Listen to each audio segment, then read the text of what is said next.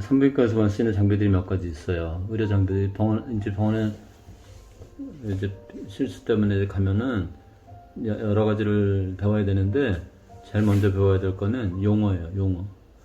근데 용어는 우리 뭐 교수님이라든가 잘 알려줄 것 같아서 내가 따로 얘기 안 할 건데 용어 같은 거 뭐 원래 편의점에 뭐 알바를 가도 뭐 물건 이름들 다 알아야 될 거는 용어를 알아야 돼. 처음에. 그 다음에 용어.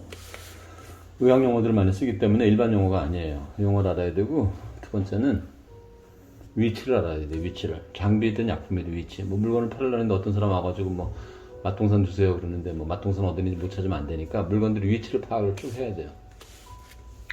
그 다음에 편의점 같은 데는 가격도 알아야 되는데 뭐 가격 보통 써있지. 라벨지로. 병원에서는 뭐 가격은 알 필요가 없어요. 왜냐면 대부분 몇 가지 되지도 않고 정해져 있으니까. 그 대신에 장비 같은 거는 사용법을 잘 알아야 돼요. 좀 복잡하게 하는 것들이 많아서. 산부인과에서 많이 쓰는 장비 중에서 비교적 간단한 장비인데 이거는 여기 심장박동. 그러면 어른 심장박동 듣는 청진기를 여기 심장박동 들으면 되잖아요. 심장박동을 듣는 장비라면서. 그럼 심장박동 들을 때 내과에 가면 뭐 어떤 장비 써요? 내과에서 이런 장비 쓰는 거 봤어요? 뭐 내과 가본 적 있는지 모르겠지만 내과 가면 심장박동 뭘로 들어요? 그래 스테토스코프라고 그래갖고 청진기 이렇게 까맣게 동그랗게 생긴 거 귀에다 이렇게 의사들이 보통 의사들이 뭐 상징하는 물건처럼 되어 있는데 뭐 주로 내과 의사들이 많이 쓰긴 하지만 산부인과 의사들도 쓰기도 해요. 그거 청진기를 쓰는데 이거는 왜 아기는 청진기를 안 듣고 이거 이상하게 생긴 뭐 이상하게 생긴 기기가 좋더라.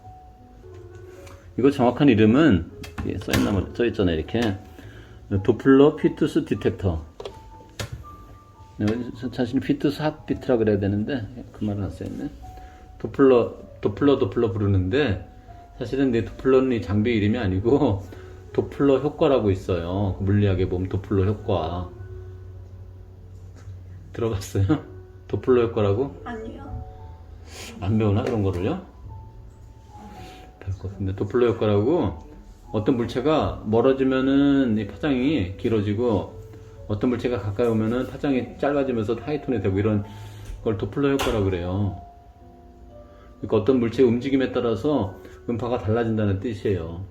그 도플러는 어떤 물건이 멀어지거나 가까워지거나 이렇게 움직임이 있을 때 그거를 움직임을 소리를 바꿔준 거라고 생각하면 돼요. 움직임을 소리로. 그러니까 이 장비는 타의 심장 박동 소리를 증폭해 준 게 아니고 이거 아기 심장박동 소리 들리는 장비잖아요. 이거는 심장박동 소리를 듣는 게 아니고 그걸 이렇게 증폭해서 듣는 게 아니에요. 그런 소리가 나는 게 아니야. 실제로 가슴 자궁 안에서 소리 안 나요.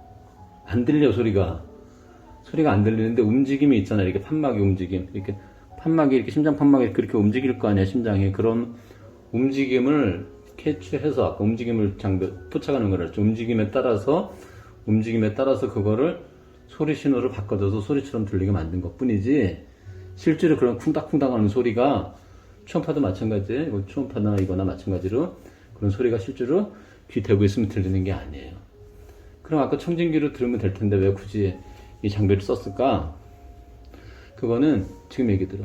청진기는 실제로 소리를 듣는 거예요. 그거는 가슴에다 대고 실제로 그런 소리가 나. 가슴에. 근데 굉장히 작기 때문에 그걸 이렇게 울림통에 옛날에는 그 라인액이라고 하는 의사가 청진기를 최초로 발명을 했는데 이게 무슨 우리 왜 전화기 종이 이렇게 귀 대고 컵에다 대고 이렇게 뭐 말하고 그러는 놀이 했던 적 있잖아요. 큰 달아가지고 전화기 이렇게 듣는 것처럼 그렇게 긴 관을 거기다 가슴에다 대고 이렇게 들렀더니 심장 소리가 좀 크게 들리는 거예요. 자세히 들으면 들리겠지. 쿵쿵 소리가 작게. 근데 그거는 이 울림을 통해서 더 크게 들리는 거예요. 그런 원리를 이용해서 청진기를 만들어 온 건데 그래서 어른들의 소리는 실제로 그런 소리가 나는 거예요. 실제 소리를. 근데 태아는 조그만 데다가 자궁 안에 양수로 이렇게 보호되어 있고 거기다 산모의 복벽 지방층 때문에 그런 청진기 대서는 안 들려요. 소리가 너무 작아서. 뭐 그걸 듣기 위한 장비도 있어. 트라우베라고 하는 장비인데 나무 관같이 생겨서 이제 청진기하고는 좀 다르게 생겼지만 나무 관 같은 걸 옛날에 이런 장비 없을 때 옛날에는 그 산모의 그 배 부분에다 그걸 대고서 청진기처럼 실제로 듣기도 했어요. 심장 소리를. 근데 굉장히 소리가 작고 위치를 찾기도 어려워서 이제 그 장비는 과거에만 쓰고 지금은 안 써요. 이 나무관처럼 된 트라우베라는 장비는. 대신 이제 이런 장비가 움직임을 전기 신호를 소리를 바꿔주는 이런 장비가 나와서 이제 이걸 쓰는 거예요. 너무 작아서 안 들리기 때문에. 그래서 이런 도플러 장비는 심장의 움직임을 소리를 바꿔서 심장 소리처럼 이렇게 흉내를 내준 장비예요. 이제는 알았죠? 이 장비가 뭐 어떤 원리로 어떤 목적으로 쓰는지, 아니 어떤 목적으로가 아니라 뭘 하는 장비인지. 그래서 이런 건 그냥 도플러 기계라고 그래요. 도플러 기계. 지금 아기가 산모가 없으니까 그냥 일단 가짜로 보여드리자면, 원래 이제 산모가 있으면 거기다 보여주면 딱 좋은데 없으니까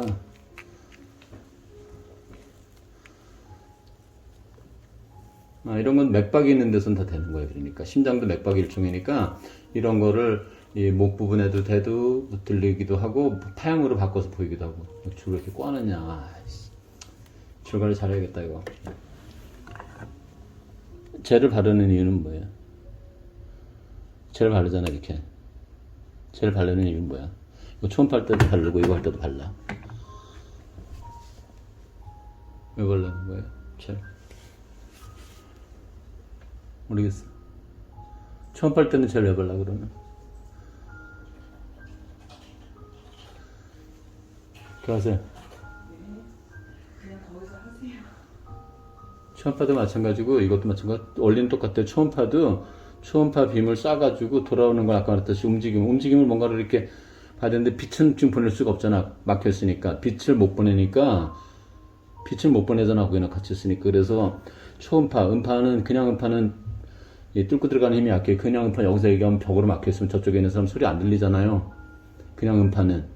번호방에 있는 사람 여기서 얘기한다고 불만시는 사람이 듣지 못한단 말이야. 근데 초음파는 파장이 짧아서 벽이라든가 이런 조직 같은 건 다 투과를 해요. 지나간다고 다. 그래서 그 초음파를 보내가지고 그걸 되돌아오는 걸 보고, 이것도 마찬가지야. 쏴서 보냈다가 되돌아오는 걸 보고 움직임이 거기 있으면, 그러니까 박쥐 같은 거지, 박쥐. 박쥐가 그거 아니야. 뭐 음파를 쏴가지고, 초음파를 쏴서 앞에 물건 있으면 부닥쳐서 돌아오는 걸 보고, 또 움직임이 있으면은 그 움직임에 따라서 소리를 들어서 박쥐가 뭐 날아다니는 거 아니에요. 똑같은 원리예요. 그런데 이렇게 중간에 공기 같은 거는 방해물이 있으면은 음파가 뚝 떨어져요. 그게 에너지가 많이 소실이 돼버려가지고 이미 돌아오는 게 적어져요. 그래서 그걸 줄여주기 위해서 빈틈을 없애기 위해서 젤을 바르는 거예요. 그래서 초음파도 그렇고 이 도플러 장비도 초음파랑 똑같은 거야. 그러니까 소리만 하는 거지, 이미지만 안 나온 것 뿐이지. 그래서 이렇게 젤을 바르는 거예요. 젤을 바르고 가만히 있으면 소리가 나겠어요. 이렇게. 아까 뭐라 그랬어? 움직임이 있어야 난다 그랬잖아. 움직임이 있어야. 아이고 꺼놨구나.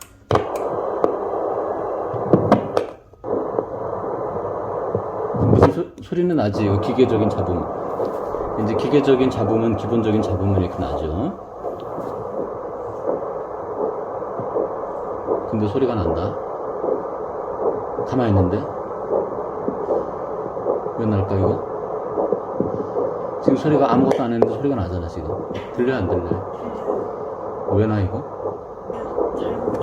잘못해서? 지금 내 맥박이야. 이거 내 맥박.